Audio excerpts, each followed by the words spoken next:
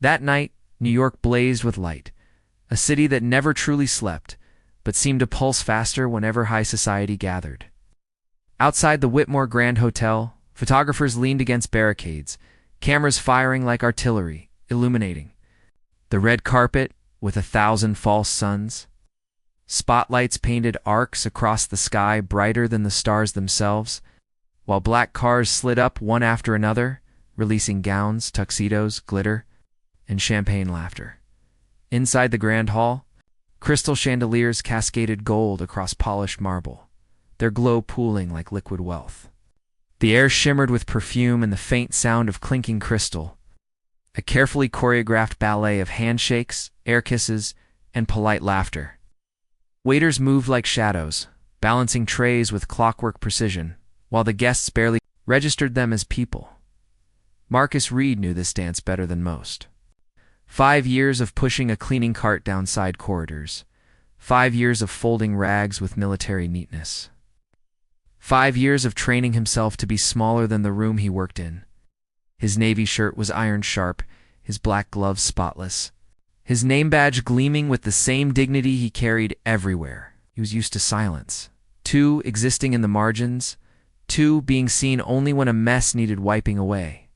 The service elevator dinged softly behind him. The manager's instructions echoed from earlier, Marcus. Buddy, stay out of the main hall tonight. Big donors, big press, use the back routes. The word buddy wasn't cruel, it was friendly enough. But it avoided the simple dignity of Marcus, avoided the effort of saying his name. He nodded, as he always did, and pushed his cart forward. A PR assistant glided by, tablet clutched in manicured hands. Her eyes skimmed over Marcus without stopping. "Let's make sure staff stay out of the camera frame," she said into her earpiece, as if announcing a weather update. Not harsh, not personal, just natural law. Marcus dipped his head. Understood. His voice was as flat as polished glass. He worked quietly, wiping edges of tables, collecting empty glasses, adjusting folded napkins. He passed a mirror in the hall, catching his reflection. Calm eyes, straight shoulders, a man trained to live. Unseen, at the far end of the room, on a small raised platform, stood the Steinway & Sons Model D piano.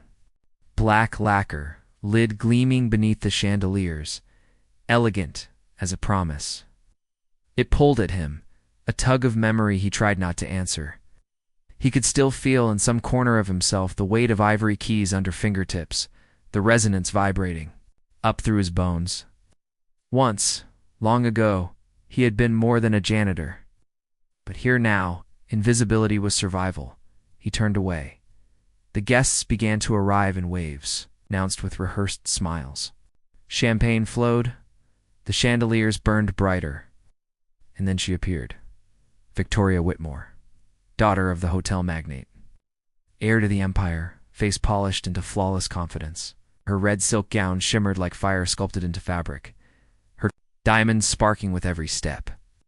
Cameras turned to her as if commanded. She raised a hand, waved once, smiled with the precision of someone who knew exactly how her face would look in tomorrow's society pages. She mounted the stage briefly, her voice ringing clear through the microphone. "We are here tonight to remind each other that hope always has a place. I trust everyone will be generous." Applause scattered like rainfall, polite, controlled. Marcus skirted the edges of the hall, collecting glasses. The same security guard who had nodded at his staff ID earlier now followed a step behind, not out of malice, but by instinct, monitoring, preventing. Marcus didn't mind. He was used to being shadowed, as if his very presence might disturb the machinery of wealth. A man with slicked hair and a glass of scotch beckoned him with a finger. "Valet." "Keys." Marcus shook his head politely. "I'm maintenance staff, sir. It's valet's at the entrance." The man grunted, gaze sliding past Marcus's face as though it had brushed against glass. Another guest, a woman holding her phone up, paused where Marcus stood. "Sorry, could you move?" "Yes, ma'am," Marcus said softly. "Marcus?" "I'll step aside." But his name evaporated before it could land. He bent down to pick up a glass that had rolled under a table. As he rose, a sharp splash cracked the air. Golden champagne streaked across Victoria Whitmore's red gown. The room froze. Marcus held the glass, steadying himself. Victoria's voice cut through the silence like glass shattering. Do you have any idea how much this costs? The question wasn't meant for an answer. It was a weapon. A businessman chuckled. Janitor, covering couture. That's rich. Laughter trickled through the room, instinctive, cruel in its thoughtlessness. Phones tilted up, lenses catching the humiliation like blood in the water. Marcus kept his voice calm. I can cover the dry cleaning bill, ma'am. A month's wages wouldn't be enough, but he said it anyway. Dignity demanded it. Victoria half turned, pulling the crowd back under her command. Her smile flashed sharp, hungry for control. How about this? She said, if you can play that piano better than a professional, I'll marry you. The room erupted in laughter, sharper, louder, careful. Someone jeered. More white. Keys than black? The joke landed like an old reflex. Laughter masking bias too stale to be named. Marcus could have slipped into the service hallway as always. Could have let the humiliation pass over him like another storm. But tonight something inside him refused. He straightened, eyes steady. I don't need you to marry me. But if I can do it, I want you to keep your word. Ripple went through. The crowd. Victoria arched a perfect eyebrow. Perfect. Show us, buddy. The word landed like a stamp, final, dismissive. Money flicked from wallets, bills snapping as bets were placed. $500 if he played a full piece. $1,000 if he lasted more than 30 seconds. Excitement grew, not to witness music, but to savor humiliation. Dressed as entertainment, Marcus shook his head. I'm not taking your money. Then what do you want? Just one thing, Marcus said evenly. If I do it, you'll remember every word you just said, in front of everyone here. Pause. Then Victoria laughed, longer this time. Confident deal. Plenty of witnesses. That piano right there. Show us. The cameras turned. Security guards moved, not hostile, but in place, escorting risk. David Chen, a music critic, standing. At the edge of the crowd, tilted his head. He saw something the others missed, the way Marcus carried himself, the quiet composure, the stillness before impact, eyes narrowed with anticipation. Marcus removed his gloves, folding them neatly. On the tray. He stepped forward, not small, not hunched, but steady. My name, he said clearly. Voice carrying across the first row, is Marcus, not Buddy. And with that, the room shifted. The crowd expected spectacle. But what was coming would not be entertainment. It would be something far more dangerous, something true. The silence was heavy enough to bend the air. For a moment, even the chandelier seemed to dim. As if the room itself leaned in, Marcus approached the Steinway like a man walking toward an old friend he hadn't seen in years. Each step carried. The weight of memory are spent in cheap practice rooms. Nights of exhaustion, drowned in sound. Days when music had been both sanctuary and war. He hadn't touched a piano in nearly a decade. Not since his scholarship dissolved under the weight of bills, eviction notices, and the blunt truth of survival. But the body remembers. He slid onto the bench, back straight, hands hovering above. The keys, the guests chuckled, their laughter filling the gap where his first notes should have been. Victoria smirked, her arms folded, waiting for his humiliation to solidify into legend. A businessman near. The front whispered loudly enough for everyone to hear. $10 says he doesn't even know middle C. More laughter. Marcus inhaled. Slowly, and then he played. The first chord rang out. Rich, thunderous, resonant. It cut through the laughter like a blade, startling the crowd into silence. His left hand rolled into an arpeggio, his right weaving a melody sharp as glass, and tender as light. Chopin, not simplified but full, complex. Alive. The chandeliers trembled with resonance. The critic, David Chen, stiffened. He knew what he was hearing. Not a trick, not a parlor stunt, but mastery. Each phrase carried intention, each pause filled with precision. This was not someone trying.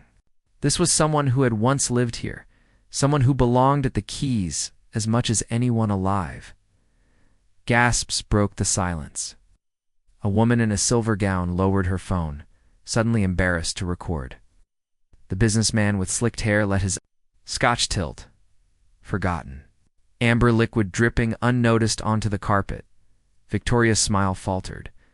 Marcus's music grew bolder. Faster, his hands flying, crossing, weaving like storm winds threading through thunder.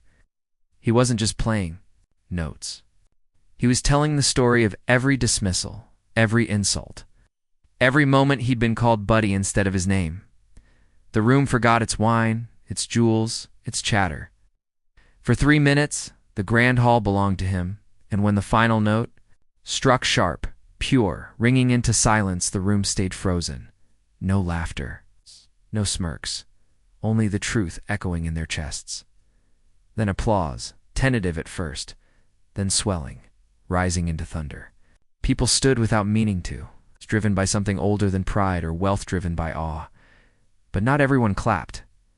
Victoria stayed seated, her face caught between composure and disbelief. She had wagered her superiority in front of witnesses, and now her weapon had backfired. Marcus stood slowly, bowing with quiet dignity. He didn't smile, didn't gloat. He only spoke, voice calm, carrying clearly. "My name is Marcus Reed, don't forget it." Gasps rippled again. David Chen scribbled furiously in his notebook. This wasn't just a performance. This was history. But then the shift began. The businessman with slicked hair forced a laugh, desperate to restore control. Okay, impressive trick. Who taught you that? YouTube? The crowd chuckled nervously, unsure whether to retreat into mockery or acknowledge what they'd witnessed. Victoria seized the moment. Her smile snapped back into place, sharp, flawless. "Well done," she said. Sweetly voice, sugar-laced with steel. But don't mistake applause for equality. This was entertainment, not transformation. Her words landed like frost, trying to choke the heat from the room. Marcus said nothing. His silence was louder, then rebuttal. But beneath the applause, beneath the humiliation and the awe, something dangerous had shifted. Not just for Marcus, but for everyone who had seen him. Because truth, once revealed, cannot be unseen. Later that night, the story spread clips uploaded online. Shaky phone footage showing a janitor seated at a Steinway, unleashing Chopin with the fire of a virtuoso. Janitor plays like a master. One headline read, "Who is Marcus Reed?" asked another. Within hours, hashtags trended. Twitter debated whether the video was real, whether he was a prodigy hiding in plain sight, or a fraud planted for spectacle. YouTube compilations looped his performance, slowed it down, analyzed his fingering. TikTok edits flooded with captions like, "From mop to maestro," in a world hungry for stories of defiance. Marcus had become a symbol overnight, but symbols are dangerous. By morning, Victoria Whitmore woke to find her name entangled with his across every social feed. Screenshots of her bets circulated. "If you can play better than a professional, I'll marry you." The internet did not forgive her tone. "Marry Marcus" trended by noon. Memes spread photoshopped wedding invitations. Jokes about dowries, mock. Articles titled, "Heiress Weds Hotel Janitor, a Modern Fairy Tale." For the first time in her carefully controlled life, Victoria wasn't shaping the narrative. She was drowning in it. Meanwhile, Marcus walked into work as usual. Pushing his cart, gloves folded neatly, name badge gleaming. He hadn't asked for this. He didn't want pity or spectacle. But when guests stopped him in hallways or, "You, the piano guy?" he simply nodded, expression unreadable. The manager pulled him aside. "Marcus, buddy, you're causing a scene. Corporate doesn't like distractions." Marcus met his gaze. Calm, steady. "My name is Marcus." And for the first time, the manager flinched. That evening, as the hotel buzzed with rumors and reporters lingered outside the gates, Marcus returned to the empty grand hall. The piano. Weighted, silent, black surface, reflecting chandeliers like captured stars. He sat down again, alone this time. His hands hovered, trembled, then pressed softly. A melody emerged, quieter than before, gentler, shaped not for an audience, but for himself. Behind him, the doors creaked open. David Chen stepped in, notebook tucked under his arm. He listened for a full minute before speaking. "You don't just play," he said softly. "You command." Marcus didn't turn. "It's just music," No Chen replied. "It's truth." Marcus's fingers stilled. The silence stretched long between them. Then Chen asked the question that would change everything. "Marcus, have you ever considered stepping back into the world you left behind?" The question hung in the empty hall like an echo. "Have you ever considered stepping back into the world you left behind?" Marcus let the last notes fade before answering. His hands rested on the keys, his reflection ghosted on the glossy black of the Steinway. "I don't belong there anymore," he said finally. David Chen stepped closer, his polished shoes whispering against marble. "You don't belong pushing carts either. At performance it wasn't practice. It wasn't luck, it was mastery. You know it, and so do I." Marcus shook his head. That life, it ended. Bills ended it. Survival ended it. Nobody waits around for fallen players. "Maybe not," Chen admitted. "But audiences wait. For miracles, and you," his eyes gleamed. "You're a miracle." Marcus exhaled, tired. Miracle or joke? Depends who's telling it. Chen closed his notebook. But not before Marcus caught a glimpse of the headline scrawled across the page. "The Hidden Maestro." In morning, Marcus's name had crossed oceans. Clips of his performance made primetime news. Anchors debated whether the janitor was a forgotten prodigy or a marketing stunt. Commentators dissected every angle: the humiliation, the reversal, the class divide. On social media, two sides battled. Team Marcus, who hailed him as proof of talent hidden in overlooked places. Team Victoria, who mocked the idea that a janitor could unsettle the order of wealth and privilege, and in the middle stood Marcus himself, silent. The hotel's HR department called him in. A woman in a gray suit smiled too tightly. "We value your extracurricular skills, Marcus. But this attention is disruptive to our brand. Perhaps you should consider taking leave until the situation calms." Marcus studied her face. She wasn't offering. Leave, he asked. She nodded, relief flickering in her eyes. "Unpaid, of course. Standard procedure." Marcus folded his gloves neatly on the table. "If that's how it is." He stood, tall, unbending, and walked out. Outside, reporters swarmed. Microphones thrust like weapons, flashes bursting. "Marcus, how long have you been playing? Is it true Victoria promised to marry you? Do you plan to pursue a career now?" Marcus kept walking, jaw set, saying nothing. But silence wasn't protection anymore. His image was already larger than him, stretched across headlines, memes, morning talk shows. The world wasn't asking it, was demanding that night. Stranger knocked on his apartment door. An older man, sharp suit, eyes like cut glass. He introduced himself with a card. "James Aldridge, Aldridge Talent Agency. I represent opportunities," he said smoothly. "And right now, you are the biggest opportunity on the planet." Marcus frowned. "I'm not interested in being a show," Aldridge chuckled. "Son, you already are a show. The only question is whether you profit from a tour, let others own your story." He laid down a folder, contracts, offers, numbers that made Marcus blink. Concerts, interviews, sponsorships. You could walk away from janitor wages forever. Aldridge said, voice silk-wrapped steel, "But timing is everything. Say yes, Nor. Watch the world move on without you." Marcus stared at the papers. It glittered with promises, but his chest tightened. The last time he'd chased music, it had left him broken, abandoned. "What if I'm not ready?" Marcus asked quietly. Aldridge leaned closer. "The world isn't asking if you're ready. It's watching to see if you're worthy." Meanwhile, across the city, Victoria Whitmore Seetha, her father's empire had been built on dominance, control of perception, control of narrative. And yet here she was, mocked across platforms, her words twisted into hashtags. Mary Marcus had become. A curse she couldn't scrub away. Her assistant entered, hesitant. "Miss Whitmore, your presence is requested on Good Morning America. They want you to respond to the situation." Victoria's jaw clenched. She loathed losing control. But she knew one thing. If she let Marcus win the narrative, her name, her legacy would crumble. "No," she said coldly. "I'll respond on my terms, not theirs." Her assistant swallowed. "And what do you intend to do?" Victoria's smile sharpened like glass.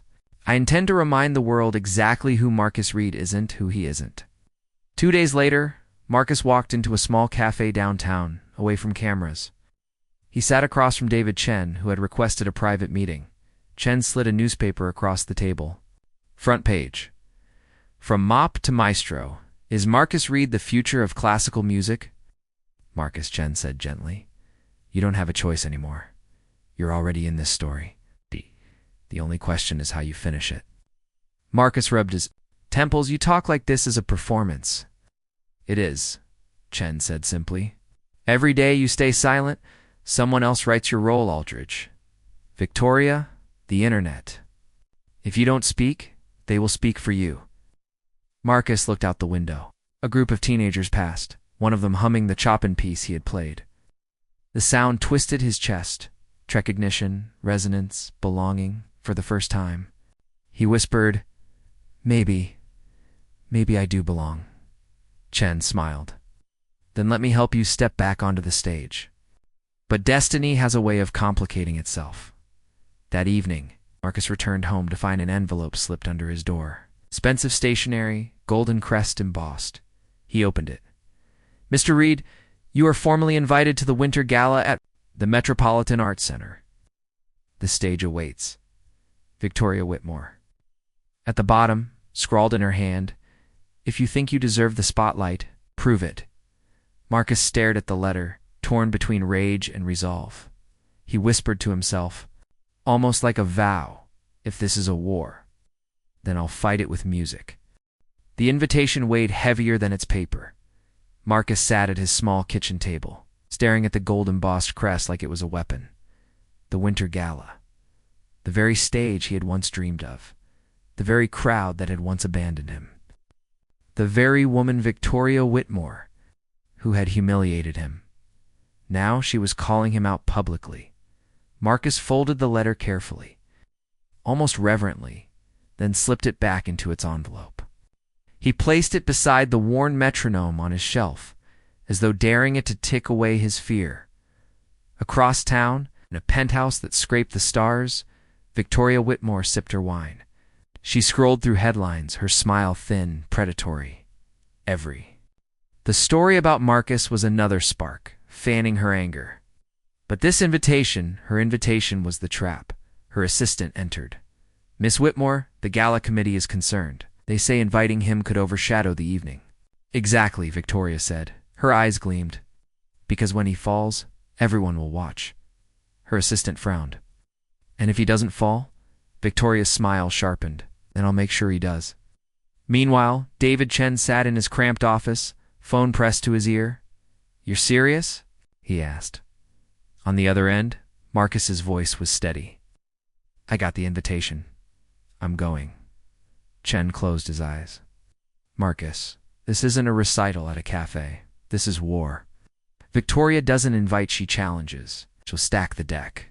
Poison the room. Anything to crush you." "I know," Marcus said. "Then why walk into the fire?" Marcus's voice dropped to a whisper. "Because I need to know if I can survive it." Training began. Marcus's days blurred into scales, etudes, Chopin, Rachmaninoff. His fingers bled again as they once had in youth when he was nothing but hunger and ambition. But something was different now. His music carried the weight of struggle, the mop buckets, the late shifts, the humiliation. Every note was no longer just beauty, it was survival. David Chen visited often, sometimes just to listen. "You're not the same man who left the stage," he said one night. "You're more dangerous now. You play with scars." Marcus smiled faintly. "Scars sing louder than clean skin." But not everyone believed in Marcus's return. On talk shows, critics laughed. A janitor at the gala, a circus act, nothing more. Talent doesn't vanish for 20 years and return at will. He'll collapse under pressure. And Victoria fed the fire. Anonymous leaks about Marcus's debts, his failed auditions, his past mistakes. The press drank it in. When Marcus saw the headlines, he only tightened his jaw. The noise was loud, but inside him, the music was louder.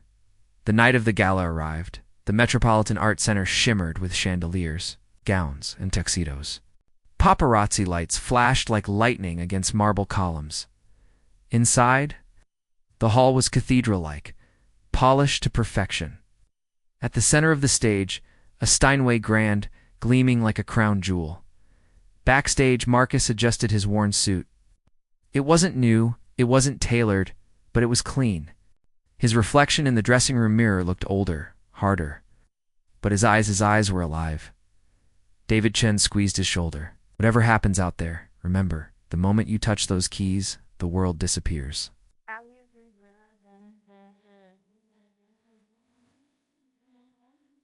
You and the music. Marcus nodded. And her. He stepped toward the stage. In the front row, Victoria Whitmore sat poised, diamond necklace catching the light. Her smile was sweet as poison.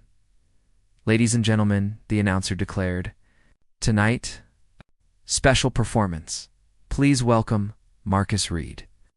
The crowd murmured, some curious, some sneering. A janitor in a suit? A fallen man daring to rise. Marcus walked to the piano. The hall seemed endless. Every step echoed his past failures. Every whisper threatened to break him.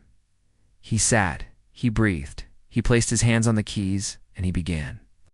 The first notes cut through the air like fire through silence. Not tentative, not timid, bold, burning. He played Chopin, but not as anyone had heard it. The piece twisted with raw emotion, anger, sorrow, triumph. Every crescendo was a shout, every diminuendo a confession. The audience leaned forward, pulled against their will. Even the critics stilled their pens. Victoria's smile faltered. Marcus closed his eyes. For him there was no crowd, no cameras, no Victoria, only the keys. Only the story his scars demanded to tell. By the time the final chord rang, silence swallowed. The hall. Not polite silence, stunned silence.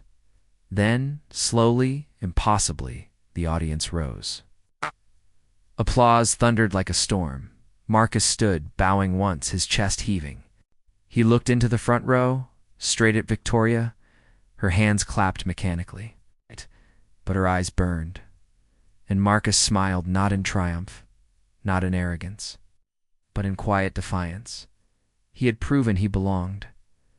But wars never end in one battle. As Marcus stepped off stage, David Chen rushed to him, beaming. You did it. You turned the hall upside down. Marcus exhaled. Relief mingled with exhaustion. Maybe now you'll see me differently.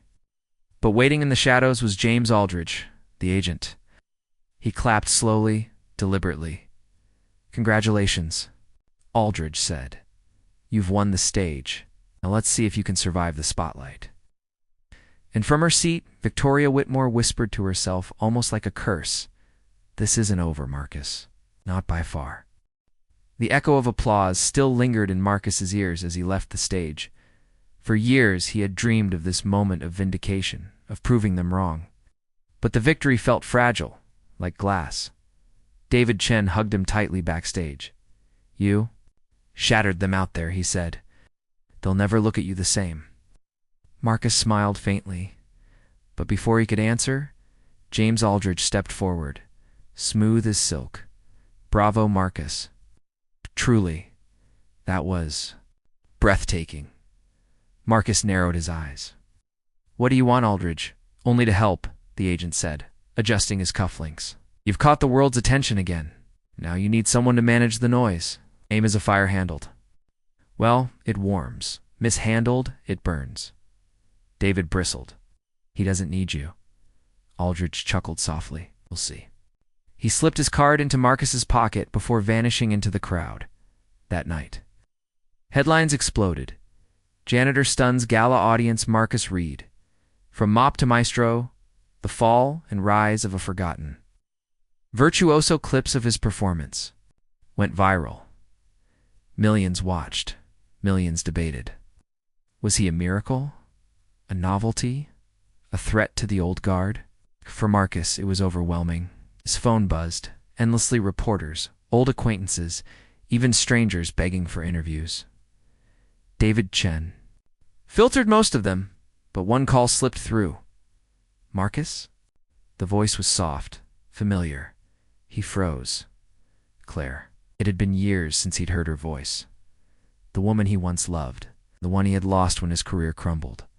They met at a quiet cafe. Claire looked older, but her smile still carried the warmth he remembered. She reached across the table. "I saw you. I cried, Marcus. You were brilliant." He lowered his eyes. "I don't know if brilliant is the word. Desperate, maybe." She shook her head. "No, you reminded the world who you are. And you reminded me too." Marcus's chest tightened. For a fleeting moment, he felt like the young man he used to be. But then Claire's expression dimmed. "Be careful. Victoria won't stop. You humiliated her tonight. She doesn't forgive." Marcus nodded grimly. "I know." Meanwhile, Victoria Whitmore was already in motion, in her office. She tore through the latest reports, fury etched across her face. "He stole my stage," she snapped. "And the press, those vultures there painting him as a hero." Assistant hesitated. "Ma'am, perhaps the best strategy is to ignore him. If we stop giving him attention, maybe he'll fade again." Victoria slammed her glass onto the desk. "No, he doesn't fade. Not unless I make him." She picked up her phone. "Get me Aldridge. Now." The following weeks were chaos. Marcus found himself thrust into interviews, magazine covers, offers from orchestras he once only dreamed of. For the first time in decades, doors swung open, but every opportunity carried a shadow. Backstage whispers about his past debts, anonymous rumors about substance abuse, none true. But each headline chipped at him. David Chen fumed. Is it? Victoria's hand. "She's planting stories." Marcus sighed. "Let her. I'll answer with music." And he did. Each performance drew bigger crowds, hungrier applause. But with each triumph, the attacks grew sharper. One night, Marcus returned to his apartment to find a letter slipped under his door. No envelope. Just a single sheet. "Talent is nothing without power. Stop now, or I'll take everything from you again." His hands shook as he read it. He knew the handwriting. Victoria. The pressure mounted. Marcus's health began to fray sleepless nights. Trembling hands. The constant war between glory and sabotage gnawed at him. Claire tried to comfort him. "You can walk away. You've proven yourself. Isn't that enough?" But Marcus only shook his head. "I didn't come back to survive. I came back to win." Victoria, meanwhile, met with Aldridge in her penthouse. "He's dangerous now," she said. "The people love him. We need to remind them why they once despised him." Aldridge smirked. "Leave that to me. Every man has a weakness. Marcus Reed's weakness is trust." The storm gathered, concert halls buzzed with anticipation of Marcus's next performance, international broadcast that would reach millions. For Marcus, it was the ultimate test. A chance not just to return, but to cement himself forever. But behind the curtains, enemies sharpened their knives. And somewhere deep inside, Marcus wondered, was he ready for the price of victory? The night of the international broadcast arrived like a storm. The stage was grander than anything Marcus had faced in decades, an ornate concert hall in New York City. Cameras from 20 nations, a sea of expectant faces. David Chen adjusted. Marcus's bow tie. "This is it. Millions are watching. Don't let them see fear." Marcus smirked faintly. Fear makes the music sharper. But his hands trembled. He clenched them behind his back, praying no one noticed. Backstage, Victoria. Whitmore prowled like a predator, Her gown shimmered, but her eyes burned with cold calculation. She leaned toward Aldridge. "He fails tonight," she hissed. "Do you understand? If he shines, my empire cracks." Aldridge smiled thinly. "Don't worry. By the time the curtain rises, Marcus Reed will be a ghost." Meanwhile, in Marcus's dressing room, Claire appeared unannounced. He stared at her reflection in the mirror. "Claire, what are you doing here?" She stepped closer, her eyes full of worry. "I couldn't stay away. You're carrying too much alone. Let me be here." Marcus swallowed hard. Her presence steadied him. For a moment, the years of failure and loss melted away. Then a stagehand rushed in. "Mr. Reed, you're on in 5. The hall thundered with applause as Marcus walked to the piano. The lights were blinding, the silence electric. He sat, adjusted the bench, and placed his fingers on the keys. For a heartbeat, the world held still. Then dash music. Not just notes, but confession, defiance, resurrection. His hands moved like fire, weaving pain into beauty, rage into triumph. The audience leaned forward, breathless. Even Victoria, seated in her private box, felt her chest tighten. But halfway through the second movement, disaster struck. A sharp, discordant twang shattered the harmony, the sound of a sabotaged string. Snapping inside the piano, gasps rippled through the hall. Marcus froze. His enemy had struck. David leapt from his seat backstage. "Oh, no, no. But Marcus?" Smiled, he rose, bowed slightly, then called out to the orchestra behind him. "Shall we?" The conductor, stunned, raised his baton, and Marcus, without missing a beat, shifted the entire performance, improvising, transforming the piece into something new, alive, unstoppable. The broken string became fuel. The chaos became art. The audience roared. In her box, Victoria's face drained of color. Aldridge leaned toward her, murmuring, "Even sabotage can't stop him." Perhaps we underestimated his hunger. Victoria's nails dug into her armrest. Damn, then we find another weakness. After the concert, the world erupted. Headlines hailed Marcus not only as a virtuoso, but as a symbol of resilience. Clips of him turning disaster into genius spread like wildfire, unbreakable. The comeback king. Crowds gathered outside his apartment, cheering his name. Yet inside, Marcus sat alone in the dark. The cheers couldn't drown the letter in his pocket. Every man has a price. When you refuse to pay, those you love will. The threat haunted him. Claire noticed the shadows in his eyes. "Marcus, right. What aren't you telling me?" He hesitated, then handed her the letter. Her face paled. "She won't stop, will she?" Shook his head. "Not until I'm buried." Meanwhile, Aldridge was already at work. A secret meeting, dimly lit. A journalist across the table. Folders exchanged. Whispered words. "Print it," Aldridge said smoothly. "The world deserves to know Marcus Reed's sins." Inside the folder, Marcus's old bankruptcy papers, medical bills, half-truths twisted into scandal. The next morning, Marcus woke to headlines, Reed's dark past exposed. Debt, despair, and addiction rumors. His phone buzzed with reporters demanding answers. His sponsors wavered. David slammed the papers onto the table. "Lies. Half-truths. They're poisoning you." Marcus buried his face in his hands.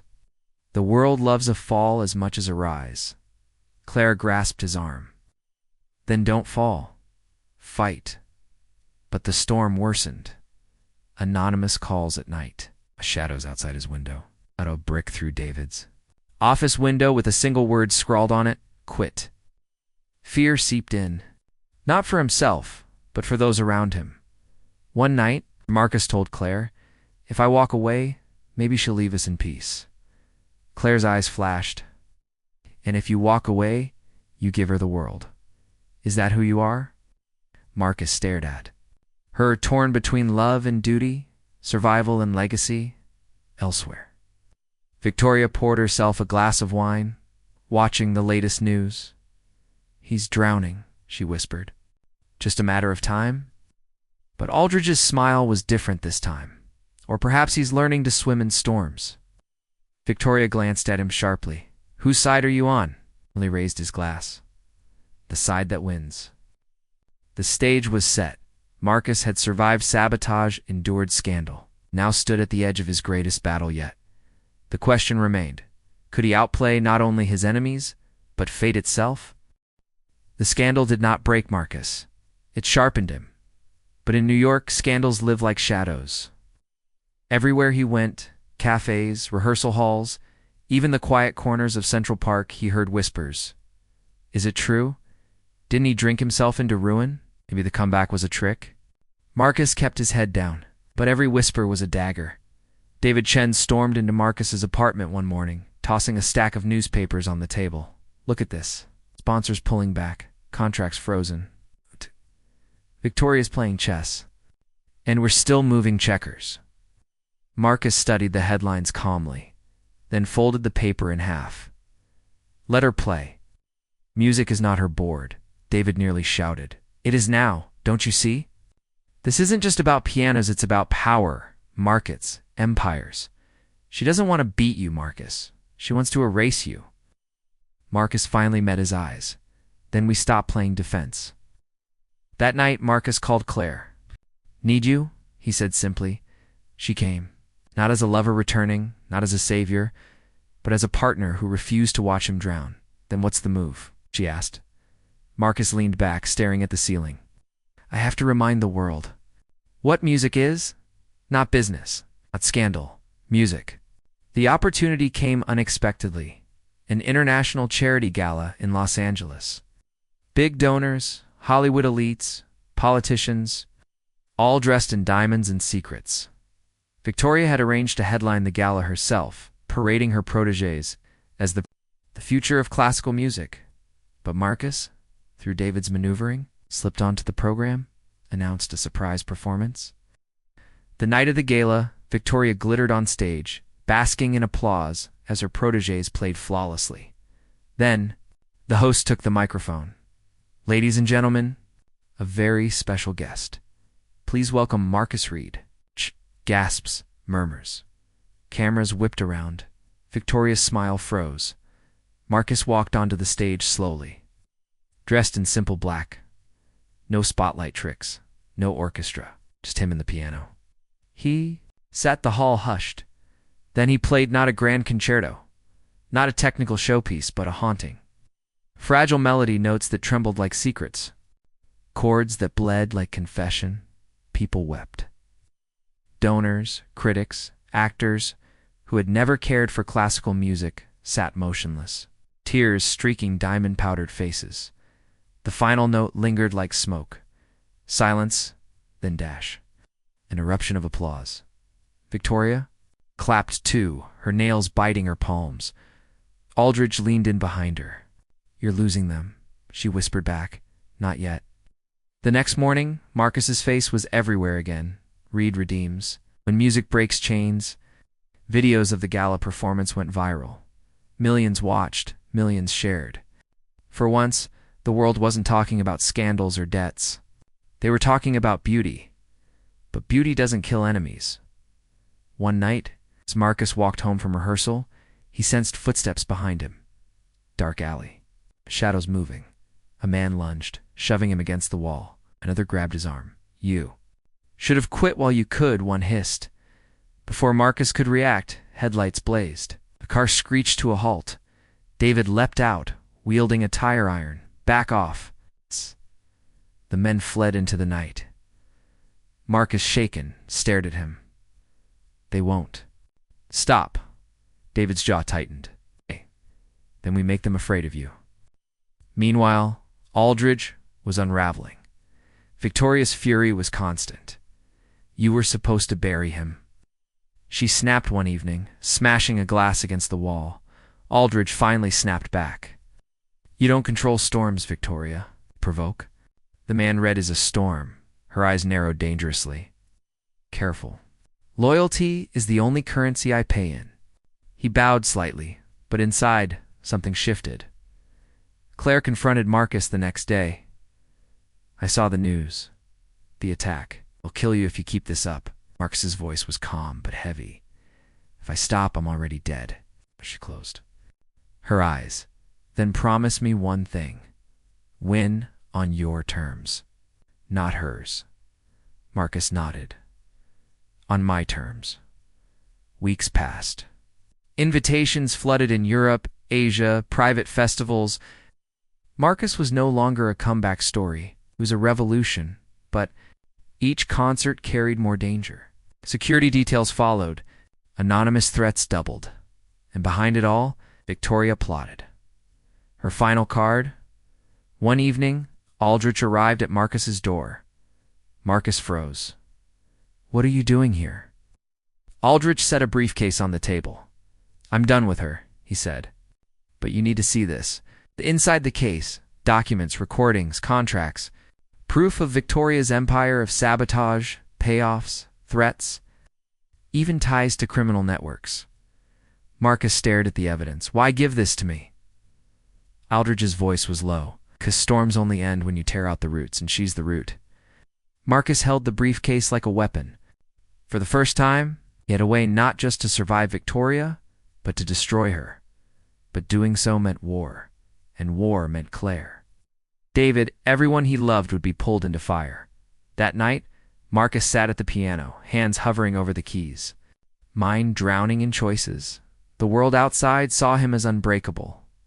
Inside was just a man, torn between creation and destruction.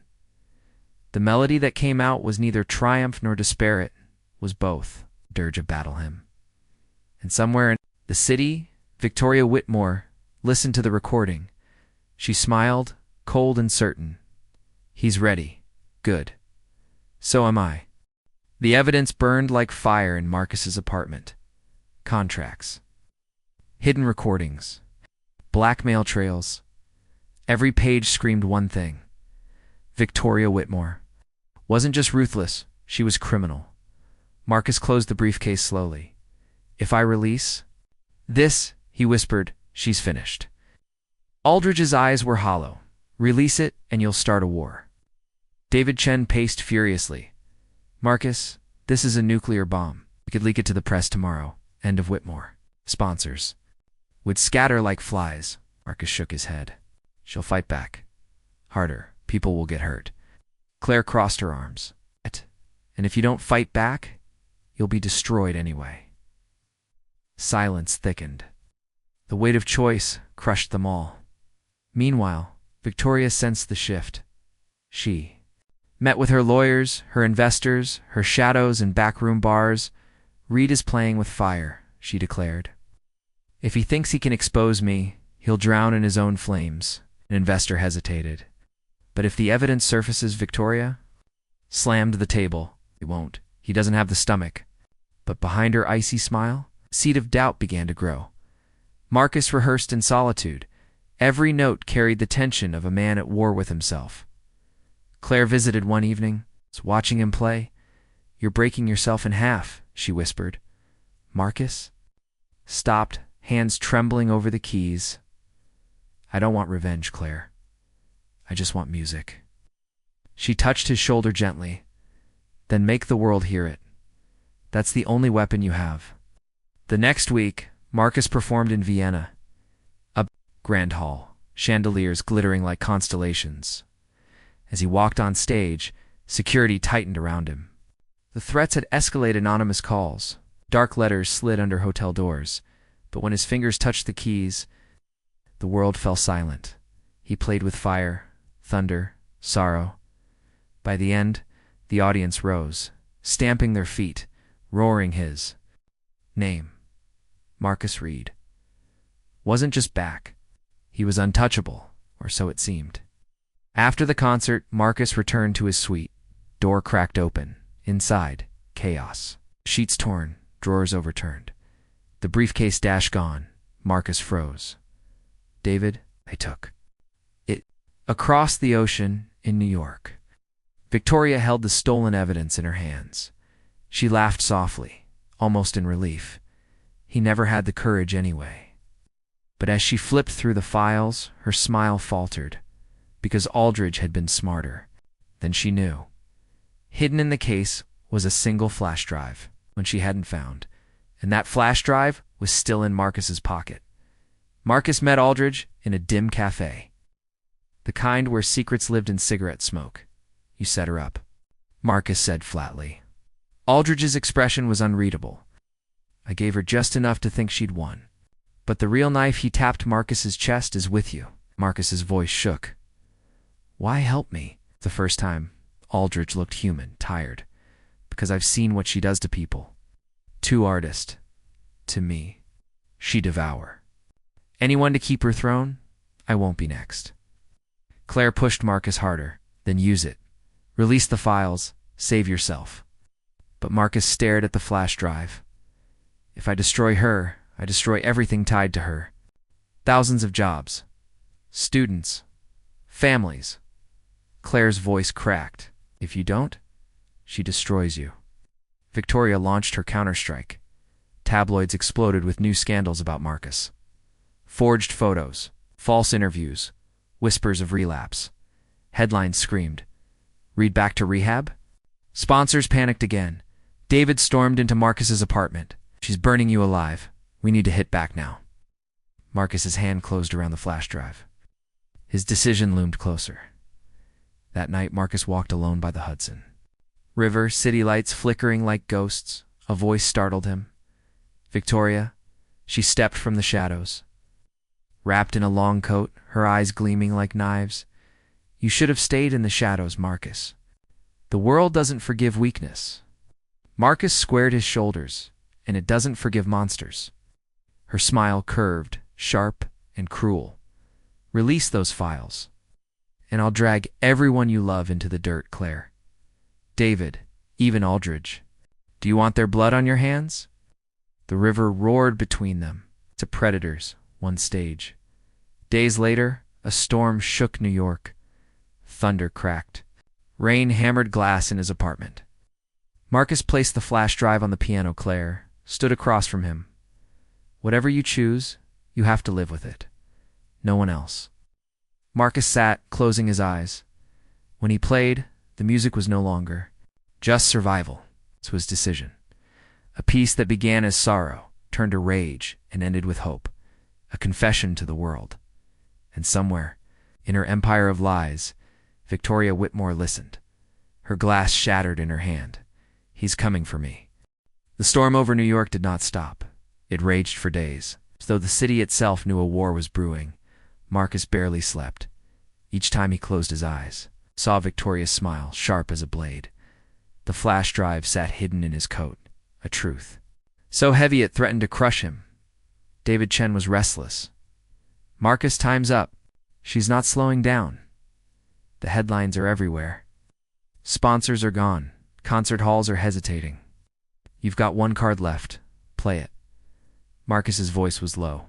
"If it kills everyone tied to her empire." "Shh." David slammed the table. "She'll kill you if you don't. Can't you see? This is survival." Claire stayed silent until David left. Then she turned to Marcus. "You're not afraid of losing your career. You're afraid of becoming her, or of destroying people." Marcus looked at her, pain written across his face. "Maybe I'm already like her, using secrets, threats, lies." Claire shook her head. "No, you fight with music, Marcus. That's who you are." Meanwhile, Victoria launched her next strike, exclusive. Interviews on primetime shows, a media campaign painting Marcus as unstable, dangerous, unfit. Her voice on television was velvet and venom. "Marcus Reed is a troubled man. He needs help, not applause. I only ever wanted to protect him." Audiences whispered. Doubt spread like smoke. But for every slander, Marcus's concerts drew bigger crowds. The world didn't want his silence. They wanted his truth. Late one night, Marcus met Aldridge in a quiet church, empty except for flickering candles. Aldridge's voice echoed. "Victoria won't stop, unless you stop her." Marcus placed the flash drive on the pew. "If I give this to the world, it won't just be her downfall. It'll be a collapse." Aldridge stared at the cross above them. "Sometimes things must collapse before they can be rebuilt." Marcus clenched his fists. And what if I can't live with the blood? Aldridge looked him in the eye. Then you're not the man I thought you were. Days later, Victoria invited Marcus to a private meeting, a luxury penthouse overlooking the city. When Marcus arrived, she was already waiting, a glass of wine in her hand. "Do you enjoy the chaos, Marcus?" she asked softly. "Do you enjoy watching me dance with your little secrets?" Marcus placed the flash drive on the table between them. "No more games." Her eyes glittered. "So, you've decided?" "I have." You're victorious. Smile.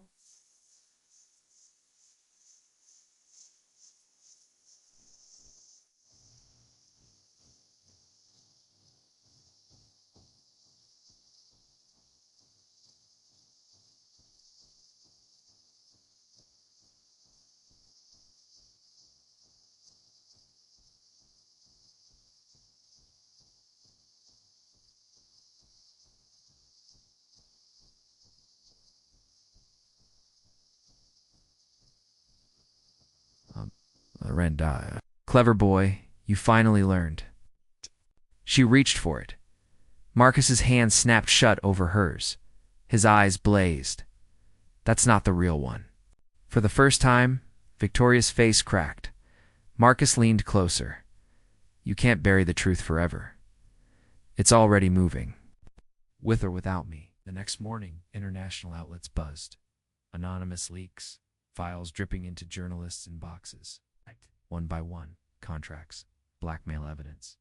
Secret recordings. The empire trembled. Victoria's war machine roared back.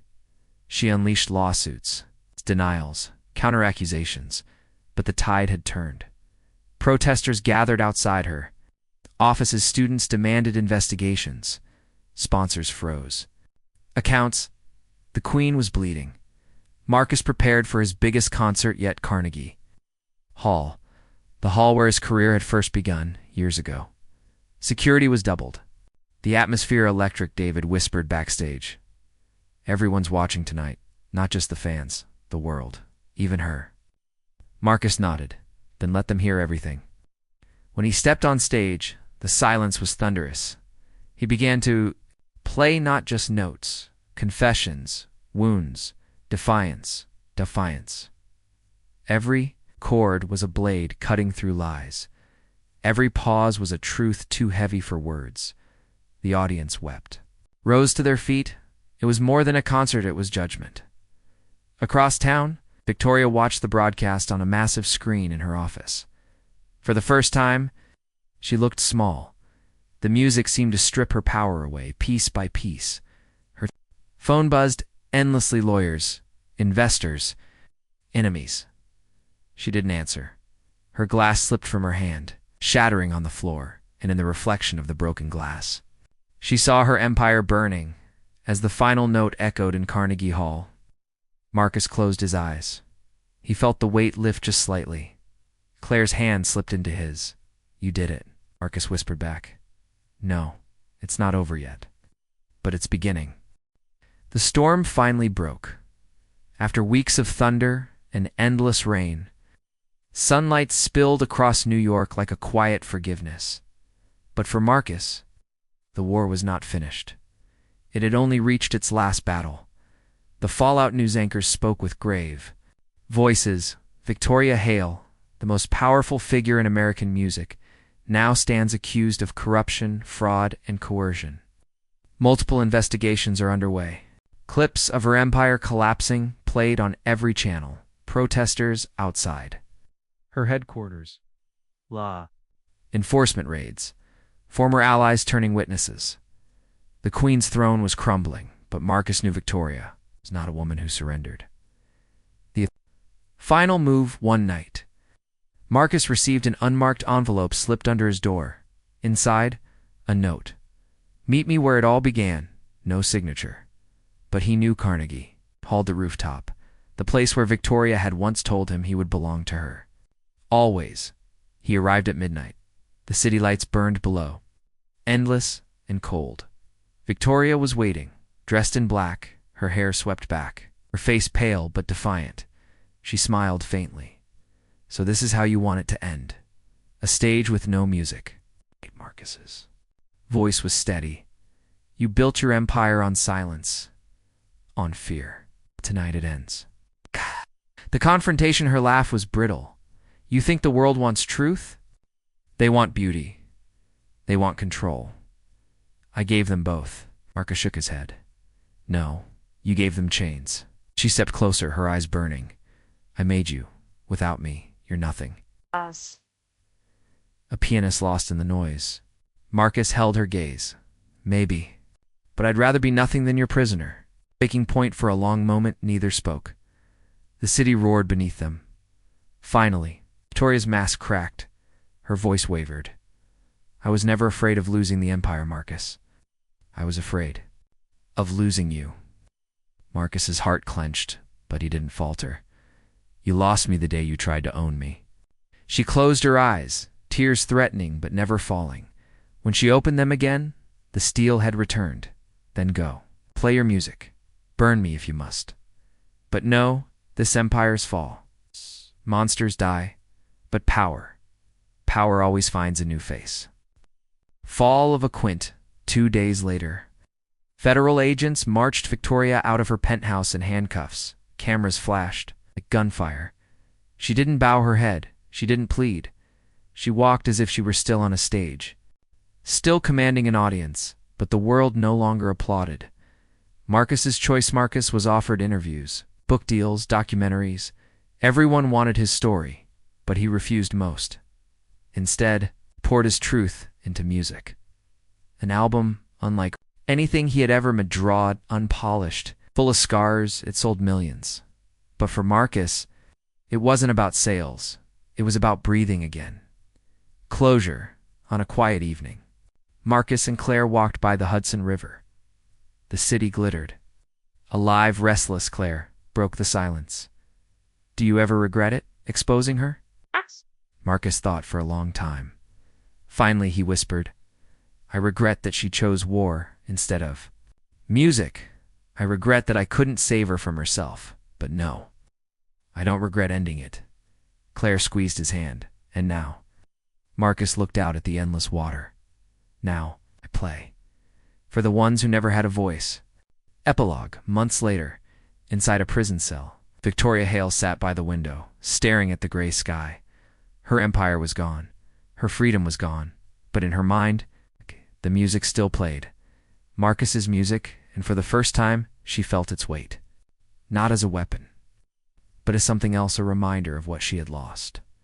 A reminder that even queens can fall. Final note. Marcus walked onto another stage. The lights rose. The hall was full. He placed his hands on the piano, took a deep breath, and began to play. Not for revenge, not for survival, but for freedom. The sound soared through the hall, across the city, into every heart that listened, and with every note, Marcus Reed closed the chapter that had nearly destroyed him and opened another.